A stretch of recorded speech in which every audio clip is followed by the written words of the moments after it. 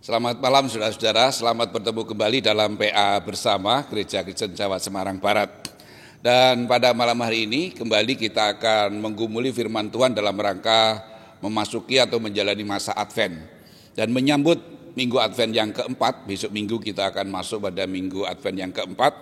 Kita bersama-sama akan belajar dari sekelompok orang yang terkenal dalam peristiwa kelahiran Tuhan Yesus, yaitu orang Majus.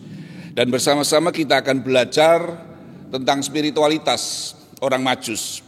Nah, belajar tentang spiritualitas yang mereka miliki. Mereka tercatat dalam Alkitab, dan ketika mereka tercatat dalam Alkitab itu bukan sebuah kebetulan, tetapi ini sebuah rencana, rancangan Tuhan yang sudah dipersiapkan dan ada maksud tujuan di dalamnya. Di mana kita bisa belajar mendapatkan hikmat dari keberadaan orang Majus ini. Nah, karena itu mari bersama-sama menyiapkan hati untuk memasuki PA kita bersama dengan tema spiritualitas orang Majus. Nah, karena itu mari kita berdoa sebelum bersama-sama kita membaca, merenungkan kebenaran firman Tuhan. Mari kita berdoa. Bapa kami yang ada di surga, kami sungguh bersyukur untuk hari ini, malam hari ini, kesempatan hari ini. Kami boleh duduk bersama untuk belajar kebenaran firman-Mu. Karena itu kami berdoa kepadamu, kiranya Roh Kudus mengurapi kami semua, menuntun kami semua dan menerangi hati pikiran kami untuk dapat mengerti firman-Mu, meyakini kebenaran-Mu dan melakukan dalam hidup kami, sehingga hidup kami semakin berkenan terlebih dalam rangka menyambut kedatangan Tuhan Yesus yang kedua.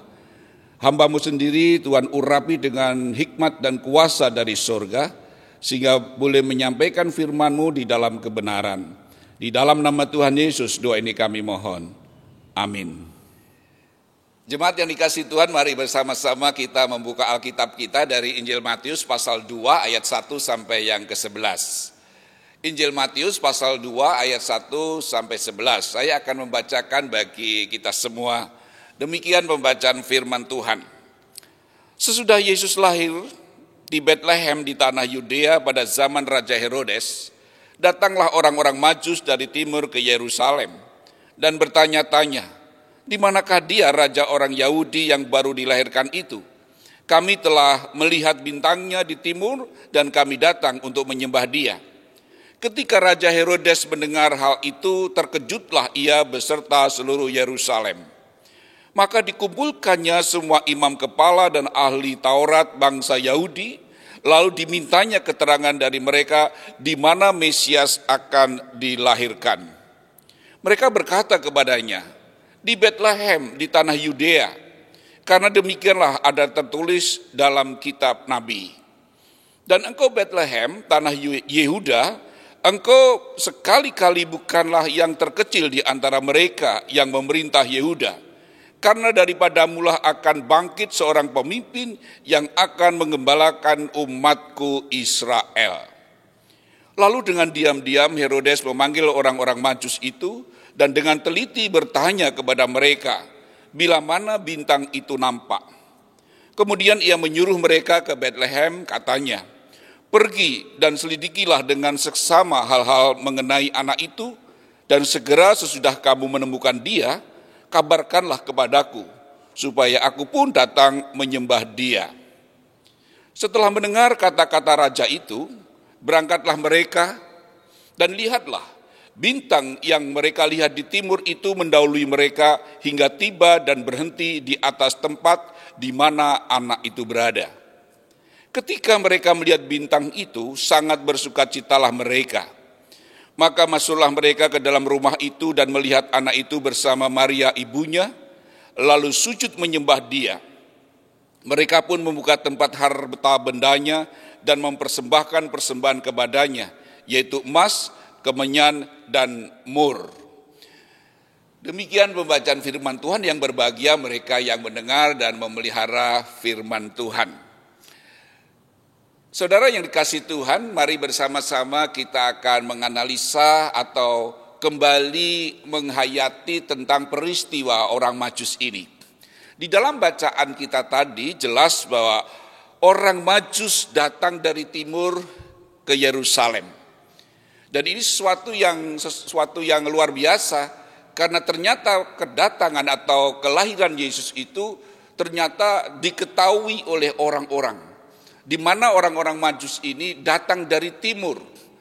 Kalau dari timur itu bisa juga dari negara Persia atau Babilonia, karena mereka kedua negara ini berada di sebelah timur, dan itu masih menjadi pergumulan. Tetapi yang jelas orang Majus ini datang ke Yerusalem, dan mereka datang bukan sekedar datang, karena mereka ternyata datang didorong oleh pengetahuan pemahaman mereka tentang munculnya sang bintang, dan bintang itu menandai lahirnya raja, dan jelas dikatakan telah lahir raja orang Yahudi. Maka mereka datang mencari raja Yahudi yang lahir, karena mereka telah melihat tanda itu melalui bintang yang mereka lihat. Dan ternyata orang Majus ini adalah orang-orang ahli perbintangan. Jadi mereka tahu persis tentang peristiwa-peristiwa yang terjadi melalui perbintangan yang mereka pelajari. Karena itu mereka datang untuk mencari raja yang baru lahir itu. Dan mereka ternyata tidak hanya sekedar mencari, mereka mencari untuk menyembahnya. Nah, saudara dikasih Tuhan, ternyata berita ini didengar oleh Herodes dan menjadi heboh.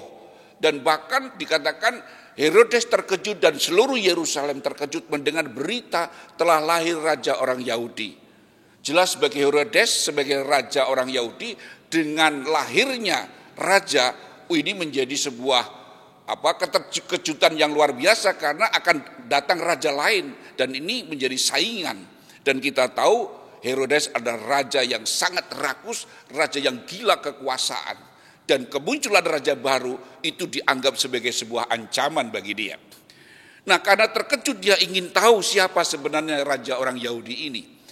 Mendengar berita itu maka dikumpulkanlah ahli-ahli Taurat dan imam-imam kepala orang Yahudi dikumpulkan. Ditanya oleh Herodes, siapa sebenarnya raja orang Yahudi ini? Dan para ahli Taurat menjawab, memang benar di kitab Nabi sudah tertulis dinubuatkan akan datang seorang raja, tempatnya di Bethlehem. Dan dikatakan dibacakan kepada mereka tentang nubuat tentang kedatangan sang Mesias, raja orang Yahudi ini di Bethlehem. Mendengar itu semakin gundahlah si Herodes. Karena itu dengan diam-diam Herodes menjumpai orang Majus yang mencari raja yang baru lahir ini. Dan dia bertanya dengan teliti tentang berkaitan dengan anak yang baru lahir ini.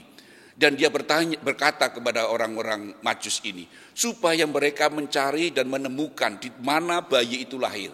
Dan setelah menemukan, dia katakan, beritahu aku, supaya aku pun datang untuk menyembahnya.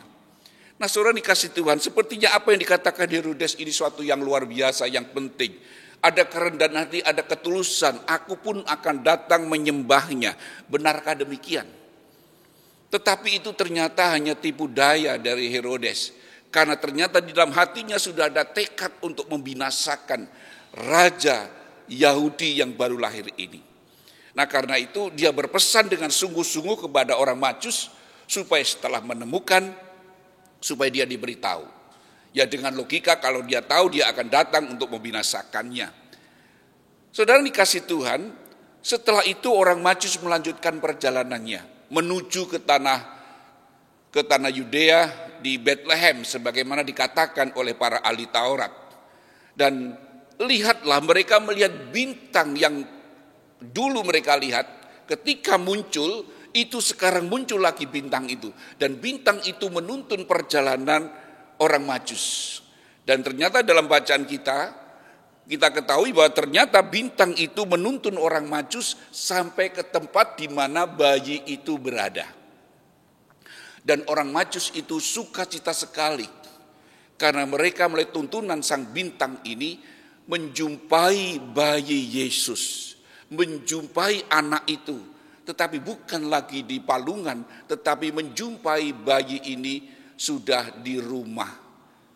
Ini bisa kita renungkan karena sebenarnya perjalanan orang Majus itu cukup panjang untuk menemukan bayi Yesus. Saya pikir Yesus bukan lagi bayi, tetapi disebutkan anak itu. Jadi usianya mungkin sudah lebih dari 1 tahun. Karena perjalanan orang Majus sekitar itu. Nah, saudara dikasih Tuhan, perjumpaan ini membuat mereka sungguh-sungguh bersuka cita. Apa yang mereka harapkan, inginkan ketika melihat munculnya sang bintang, lahirnya sang raja, keinginan untuk datang dan menyembahnya terwujud. Dan mereka melihat anak itu dan mereka sujud menyembahnya. Dan mereka membuka perbekalan mereka dan mempersembahkan kepada anak itu emas, mur, dan kemenyan. Luar biasa. Inilah orang Majus. Dan setelah itu Tuhan memberitahu pada mereka melalui mimpi supaya mereka tidak kembali kepada Raja Herodes. Karena Tuhan tahu Herodes punya maksud yang jahat. Akhirnya mereka kembali ke negaranya melalui jalan lain. Nah, saudara dikasih Tuhan, itulah yang terjadi. Nah, sekarang kita akan mendalami lebih dalam lagi tentang siapa orang Majus ini. Saudara yang dikasih Tuhan, kalau kita melihat dari bacaan kita, orang Majus ini ternyata adalah ahli perbintangan atau astronomi. Jadi ahli perbintangan, dan di dalam astronomi itu setiap bintang itu membawa pesan-pesannya sendiri. Ketika muncul bintang ini, oh berarti ada pesan di sini. Muncul bintang ini, ada pesan tersendiri. Nah, ketika bintang ini muncul, mereka mengetahui, melalui pengetahuan mereka tentang perbintangan, itu tanda lahirnya, telah lahir raja orang Yahudi. Nah, saudara, ketika melihat bintang itu tanda lahir raja orang Yahudi, pemahaman pengetahuan mereka ini mendorong mereka untuk menjumpainya, untuk membuktikannya. Dan mereka bertekad untuk mencari bayi yang baru lahir itu. Dan mereka bertekad untuk menjumpainya dan menyembahnya. Nah, saudara dikasih Tuhan, itu orang Majus. Tidak hanya sekedar memiliki pengetahuan, tapi pengetahuan yang mereka miliki itu dihayati, jadi dilakukan. Dan bertekad untuk menjumpai bayi yang baru lahir itu. Dan untuk itu mereka melakukan sebuah proses perjalanan. Perjalanan yang panjang untuk mewujudkan pemahaman pengetahuan yang mereka ketahui itu. Dijalankan itu, diyakini itu. Jadi pengetahuan itu diyakini betul. Dan dijalani. Perjalanan yang cukup panjang. Dan mungkin perjalanan yang mereka lakukan sekitar hampir 2 tahun. Kenapa demikian? Karena mereka menjumpai bayi Yesus bukan lagi di palungan tetapi di rumah. Dan setelah perjumpaan itu, Herodes yang merasa tertipu karena tidak mendapat kabar dari orang-orang Majus menjadi murka dan membunuh anak-anak usia di bawah 2 tahun. Nah, ini menjadi pemahaman bahwa perjalanan orang Majus untuk menemukan bayi Yesus sangat panjang, 1 tahun lebih dan hampir 2 tahun. Nah, dari sini kita bisa melihat bagaimana semangat, bagaimana spirit orang-orang Majus ini untuk mewujudkan apa yang mereka yakini tentang lahirnya raja orang Yahudi. Cukup ternyata tidak. Ternyata mereka datang untuk menjumpai raja yang baru lahir ini. Ternyata itu dilakukan dengan sebuah ketulusan yang luar biasa.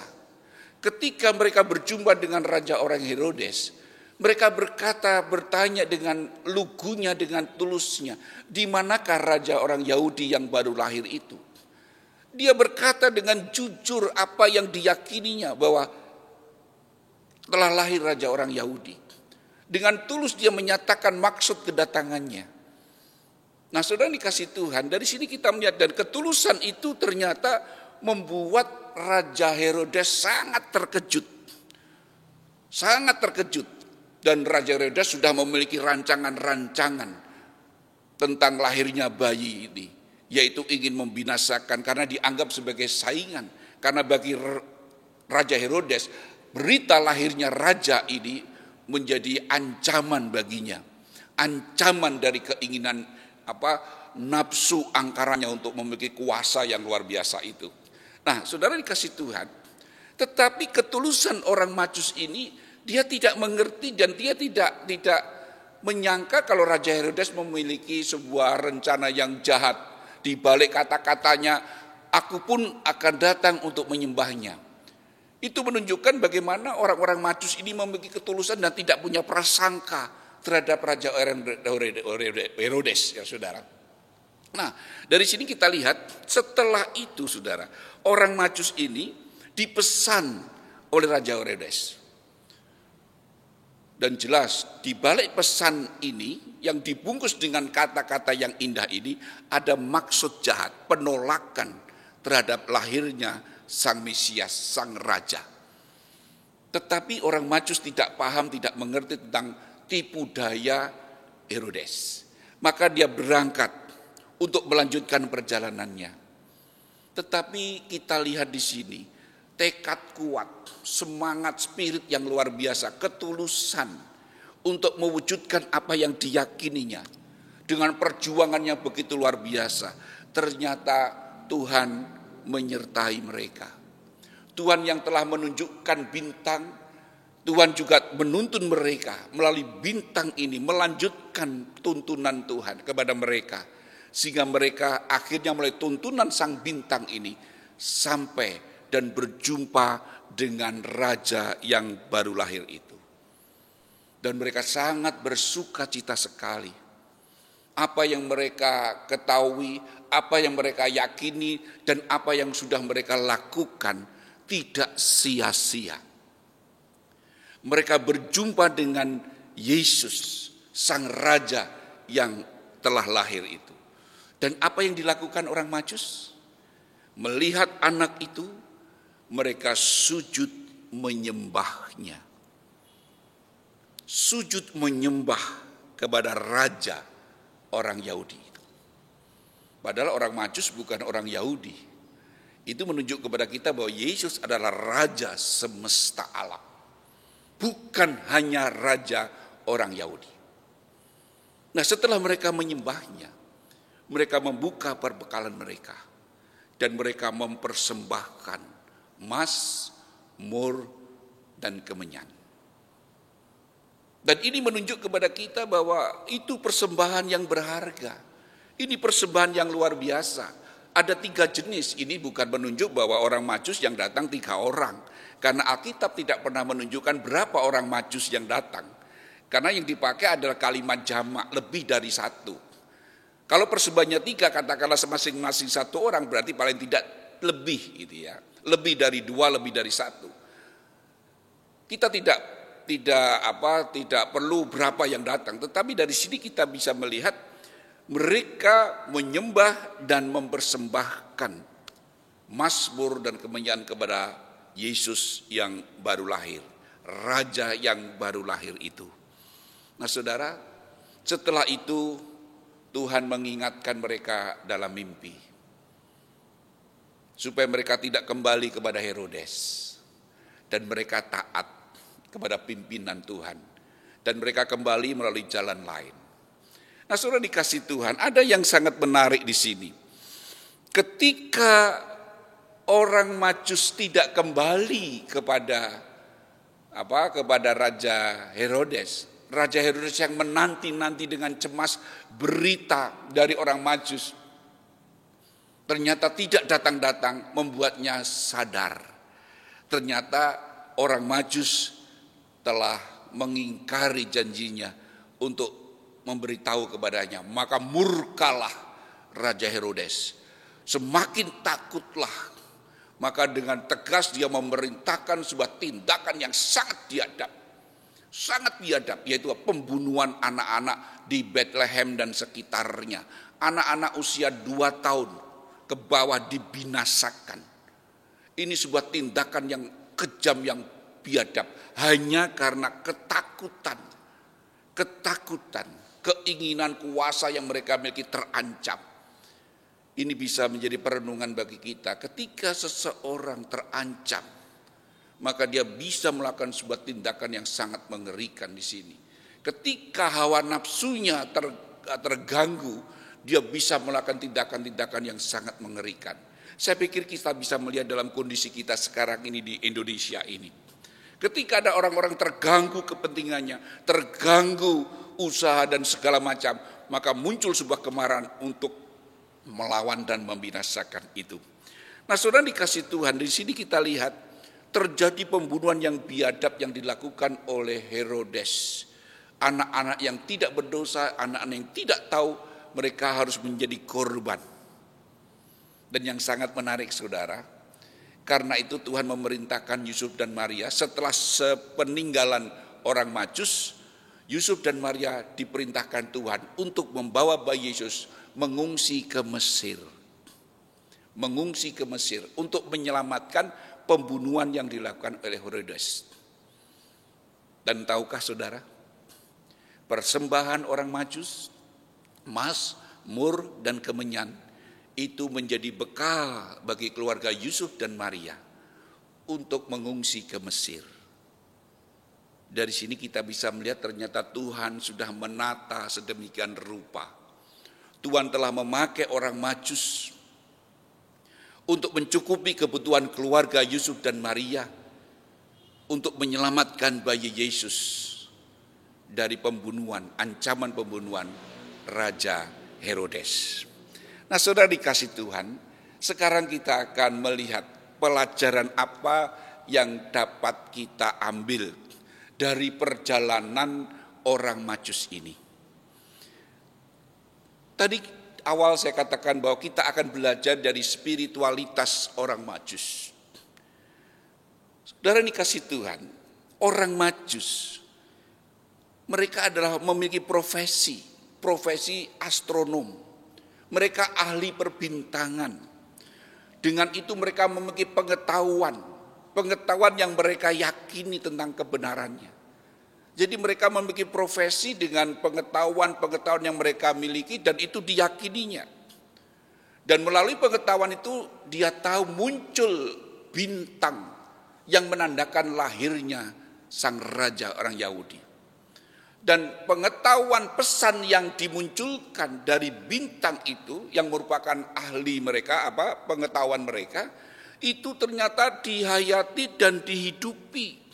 Profesi yang mereka miliki itu betul-betul dihayati, dihidupi. Jadi pengetahuan tidak hanya sekedar tahu saja, tetapi betul-betul dihayati, diyakini, dihidupi pengetahuan itu. Pesan itu betul-betul dihayati. Dan tidak hanya dihayati, dihidupi, tapi itu diwujudkan pengetahuan itu dengan sebuah tindakan. Orang Majus ini dengan pemahaman pengetahuan yang diyakini itu dihidupi dengan melakukan sebuah tindakan nyata. Aku akan datang untuk menjumpai bayi yang baru lahir. Artinya dia meyakini betul bahwa pengetahuan yang mereka dapat, pesan yang mereka dapat melalui profesi yang mereka miliki, diyakini betul. Dan itu dilakukan. Dari sini kita lihat bahwa ternyata untuk tindakan menjumpai raja yang baru lahir, mewujudkan pesan yang dia dapat ini, ternyata butuh perjuangan yang luar biasa. Perjalanan panjang mereka jalani. Mungkin kita bisa membayangkan perjalanan yang panjang di padang gurun dari timur menuju ke Yerusalem bukan sebuah perjalanan yang pendek. Dan saat itu belum ada transportasi yang gampang seperti sekarang. Mereka harus melalui padang gurun yang luar biasa, bahkan mungkin cobaan, godaan dan bahaya yang luar biasa. Itu artinya untuk mewujudkan apa yang diyakini, itu dibutuhkan tekad yang kuat, semangat yang luar biasa, persiapan yang begitu luar biasa. Ini spiritualitas yang sangat luar biasa, meyakini apa yang diyakini dan itu diwujudkan dengan sebuah tindakan usaha yang luar biasa. Kalau itu tidak ada spirit, mana mungkin? Kalau tidak ada keyakinan, mana mungkin akan dilakukan? Maka keyakinan yang kuat, spirit yang kuat, tekad yang kuat dijalaninya. Dan tidak hanya itu, ternyata ada ketulusan di sana, kerendahan hati di sana. Kenapa? Karena dia datang untuk menjumpai bayi Yesus ini, bukan untuk apa-apa, bukan untuk kepentingan dirinya, bukan untuk memperkaya dirinya, bukan untuk ketenaran dirinya, tetapi mereka datang untuk menyembahnya. Saudara, ini luar biasa, ini spiritualitas yang luar biasa. Jadi mereka melakukannya bukan untuk dirinya. Ini sebuah pengabdian, sebuah ibadah yang dilakukan untuk menyembah raja yang baru lahir. Ini sebuah bentuk keyakinan yang begitu luar biasa untuk menyembahnya. Dan ternyata mereka tidak hanya sekedar menyembah, mereka bahkan mempersembahkan. Dan ini tekad kuat yang luar biasa, spiritualitas yang luar biasa dari orang Majus. Pertanyaannya, apakah kita juga memiliki spiritualitas yang demikian? Tekad kuat untuk sebuah keyakinan yang kita miliki. Nah, saudara dikasih Tuhan, ternyata dari upaya yang dilakukan oleh orang Majus ini, ternyata Tuhan berkenan. Di mana Tuhan yang sejak awal memberikan sinyal datangnya Raja melalui bintang, pengetahuan yang mereka dapat sebagai pesan dari Allah, dan ternyata Allah menuntun mereka sampai akhirnya mereka berjumpa dengan bayi Yesus, Raja yang baru lahir. Allah berkenan menuntun mereka sehingga mereka sampai berjumpa dengan Raja yang baru lahir ini. Allah berkenan menuntun mereka dan mewujudkan kerinduan, mewujudkan iman mereka, keyakinan mereka, respon mereka terhadap pesan yang Tuhan sampaikan kepada mereka melalui bintang, melalui pengetahuan yang mereka ketahui. Nah, saudara dikasih Tuhan, inilah spiritualitas orang Majus. Spiritualitas yang perlu kita ikuti, perlu kita contoh.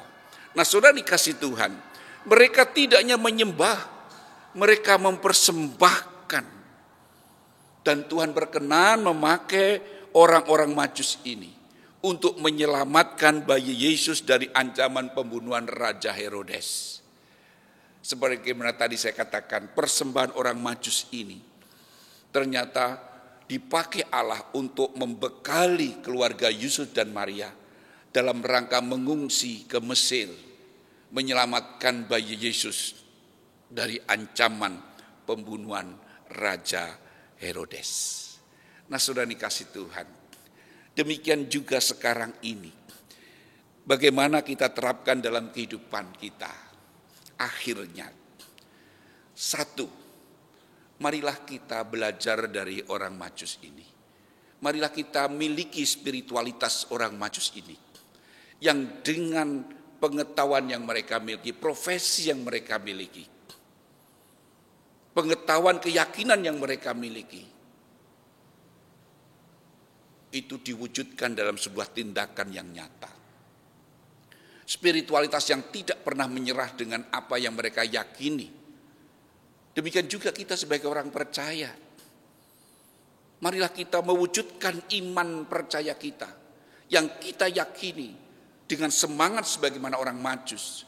Kalau kita meyakini bahwa Tuhan Yesus akan datang untuk yang kedua kali, dan biarlah itu menjadi pesan bagi kita, yang kita imani, kita yakini, yang kita hidupi dan kita wujudkan dengan sungguh-sungguh sebagaimana orang Majus mewujudkan sebuah tindakan perjalanan yang panjang, semangat yang tidak pernah padam untuk berjumpa dengan Raja yang baru lahir. Demikian juga dalam rangka menanti kedatangan Tuhan Yesus yang akan datang dua kali ini. Dan juga dalam rangka menyambut Natal, marilah kita juga memiliki semangat sebagaimana orang Majus. Semangat untuk berjumpa dengan Raja. Semangat untuk berjumpa dengan Sang Raja. Untuk apa? Menyembahnya. Untuk menyembahnya dan mempersembahkan kepadanya. Nah, saudara dikasih Tuhan, yang kedua, maukah saudara, sebagaimana orang Majus, ahli perbintangan, astronom, apapun profesi kita, sebagaimana orang Majus yang berprofesi sebagai ahli perbintangan, dipakai oleh Tuhan.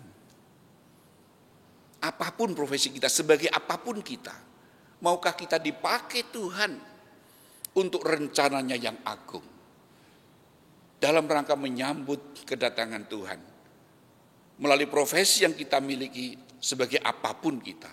Marilah kita mengimani, meyakini profesi yang kita jalani. Dan di situ Tuhan berpesan melalui profesi yang kita miliki untuk melakukan tindakan-tindakan dalam rangka mendatangkan kebaikan, dalam rangka menyambut kedatangan Sang Tuhan, kedatangan Sang Raja. Nah, saudara dikasih Tuhan, mari kita hayati spiritualitas orang Majus ini. Melalui profesinya dipakai Tuhan untuk berjumpa dengan Sang Mesias, dan dipakai Tuhan untuk penyelamatan bagi bayi Yesus dari ancaman Raja Herodes. Kita pun bisa dipakai oleh Tuhan. Jika kita menyediakan diri sebagaimana orang Majus, kita pun bisa dipakai untuk rencana-rencana Tuhan yang agung bagi kemuliaan namanya dan menjadi berkat bagi sesama. Nah, saudara dikasih Tuhan, biarlah spiritualitas orang Majus ini menginspirasi dan mendorong kita untuk menjalani hidup menyambut kedatangan Tuhan dengan menyembahnya dan membawa persembahan kepada Tuhan. Gereja kita mengalami ancaman-ancaman karena pandemi COVID-19 ini. Dan biarlah kita juga mengikuti orang Majus yang dipakai Tuhan untuk mencukupi kebutuhan keluarga Yusuf dan Maria, untuk menyelamatkan bayi Yesus dari ancaman pembunuhan Herodes. Kita pun bisa dipakai Tuhan.